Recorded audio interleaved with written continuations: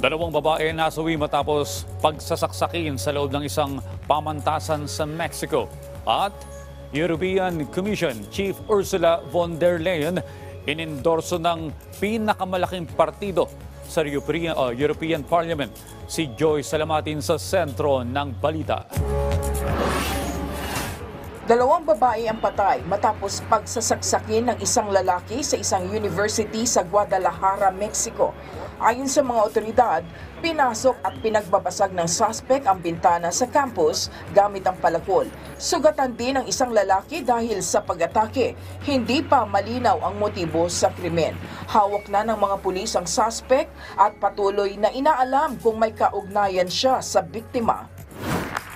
Inendorso ng European People's Party ang kandidatura ni European Commission Chief Ursula von der Leyen para sa ikalawa niyang termino.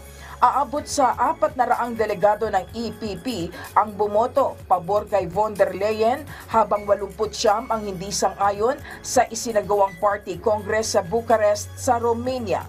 Nagpasalamat naman si von der Leyen sa mga kinatawan ng EPP, kabilang na ang mga mambabatas, party leaders at ang 12 head of state at government para sa kanilang tiwala, suporta at determinasyon. Sa Hunyo, nakatakdang isagawa ang halalan ng European Commission.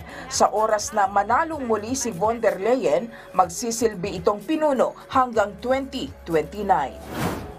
Isang nursery school na gawa sa kahoy, straw at lupa ang agaw pansin ngayon sa France. Ayon sa arkitektong nagmomonitor ng construction site, layunin ng proyekto na maging resilient ang lungsod mula sa banta ng climate change. Aabot na sa 5 pampublikong gusali, 3 paaralan at 2 leisure center na gawa sa easy construction materials ang itinayo sa lungsod. Joy Salamatin para sa Pambansang TV sa Bagong Pilipinas.